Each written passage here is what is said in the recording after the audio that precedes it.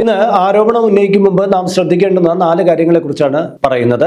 നാം ഒരാളെക്കുറിച്ച് ആരോപണം ഉന്നയിക്കും മുമ്പ് അത് നമ്മുടെ കേട്ടറിവ് കൊണ്ടോ നമ്മുടെ നിഗമനങ്ങളിൽ നിന്നുകൊണ്ടോ ആകരുത്. കാര്യം ഇത് രണ്ടും തെറ്റിപ്പോകാനുള്ള സാധ്യത ഏറെയാണ്. രണ്ടാമത്തെ കാര്യം, കുറ്റാരോപിതനായിട്ടുള്ള ഒരാൾ കുറ്റവാളിയല്ല എന്ന ബോധ്യം നമുക്ക് ഉണ്ടായിരിക്കണം. കാര്യം ആ കുറ്റം തെളിയുന്നത് വരെ അദ്ദേഹം കുറ്റാരോപിതനാണ്. പക്ഷേ പലപ്പോഴും സമൂഹത്തിന്റെ ഒരു ചിന്താഗതി ഒരു കുറ്റം ഒരാളുടെ മേൽ ആരോപിച്ചു കഴിഞ്ഞാൽ അയാൾ കുറ്റവാളിയാണ് എന്നാണ്. അത് തെറ്റാണ്. പല സന്ദർഭങ്ങളിലും തെറ്റ് ചെയ്യാത്ത പല മനുഷ്യരും കുറ്റവാളിയായി ചിത്രീകരിക്കപ്പെട്ടേക്കാം. മൂന്നാമത്തെ കാര്യം, കുറ്റവും കുറവില്ലാത്ത വ്യക്തികൾ ഭൂമിയിൽ കുറവാണെന്നുള്ള ബോധ്യം നമുക്ക് ഉണ്ടായിരിക്കണം. നാം ഒരാൾക്ക് നേരെ ഒരു വിരൽ ചൂണ്ടുമ്പോൾ 3 വിരലുകൾ നമുക്ക് നേരെയാണ് ചൂണ്ടുന്നത് എന്നുള്ള ഓർമ്മ നമുക്ക് എപ്പോഴും ഉണ്ടായിരിക്കണം. നാലാമത്തെ കാര്യം, ആരോപണങ്ങൾ ഉന്നയിക്കും മുമ്പ് ഈ കേട്ട വാർത്തയെക്കുറിച്ചുള്ള സത്യാവസ്ഥ നമുക്ക് ബോധ്യം ഉണ്ടായിരിക്കണം.